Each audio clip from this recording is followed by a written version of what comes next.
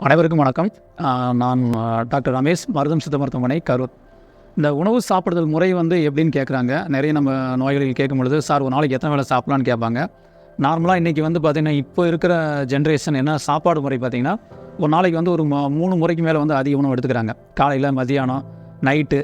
அது இல்லாமல் பார்த்திங்கன்னா காலையில் ஸ்நாக்ஸு, டீ, காப்பி. அதே மாதிரி ஒரு 12 மணிக்கு ஒரு தடவை. ஒரு நாளைக்கு பார்த்திங்கன்னா 3+3 6 முறை உணவு எடுத்துக்கிறதா இருக்குது, சிற்றுண்டி எல்லாம் சேர்த்து. ஓகேங்களா? அப்படி முன்காலத்திலலாம் கிடையாது. ஒரு நாளைக்கு பார்த்திங்கன்னா சித்தருடைய கருத்துப்படி என்னென்னா, ஒரு முறை என்பொன் யோகி, இருமுறை என்பொன் போகி, மும்முறை என்பொன் ரோகி. ஓகேங்களா? அதே மாதிரி பசித்து புசி அப்படிம்பாங்க. ஓகேங்களா? ஏன்னா நம்ம பசி எடுத்தால் மட்டும் சாப்பிடுன்னு சொல்லுவாங்க. இப்போ ஒரு முறை என்பொன் யோகினுங்கும்போது பார்த்திங்கன்னா, இந்த டயட் நல்லா ஜீரணமானதுக்கப்புறம் தான் எடுத்துட்டாங்க. யோகிகள் பூரா ஒரு வேளை உணவு மட்டும் தான் எடுத்துப்பாங்க. அதே மாதிரி பார்த்திங்கன்னா இருமுறை என்பவன் போகி, 2 முறை சாப்பிட்டா ரொம்ப நாள் நோய் இல்லாமல் ஆரோக்கியமாக வாழ்வதற்கு வழிவகுக்குன்னு சொல்கிறாங்க.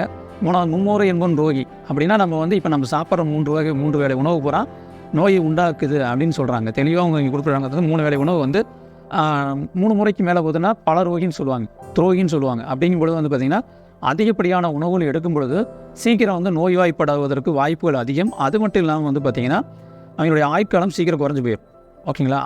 அது மட்டும் இல்லாமல் இப்போ ஒரு கடுமையான உழைப்பாளி இருக்காங்க அப்படிங்கும் பொழுது, குழந்தைங்க, வயசானவங்க ரொம்ப பார்த்திங்கன்னா உணவு தேவை இருக்குது, உழைக்கிறனால உணவு தேவைப்பட்டுச்சுன்னா எடுக்கிறது தப்பு கிடையாது. அப்படி இருக்கும்போது அவங்க 3 வேளை உணவு எடுத்தாலும் ஒரு தவறு கிடையாது. ஆனால் நார்மலாக நம்ம சித்தர்கள் சொன்னபடி ஒரு நாளைக்கு 2 முறை உணவுங்கிறது ஒரு சரியான முறையாக இருந்தது. ஆனால் இப்போ அந்த முறை கிடையாது. 3 முறைக்கு மேலே அதிகம் சிற்றுண்டி எல்லாம் சாப்பிட்றதுனால நோய்களுடைய தாக்கம் அதிகமாகிடுச்சு. அதனால் இந்த உணவு முறையெல்லாம் வருங்கால இளைய தலைமுறைக்கு நம்ம கற்றுக் கொடுக்க வேண்டும் என்பது தான் எங்களுடைய கருத்து.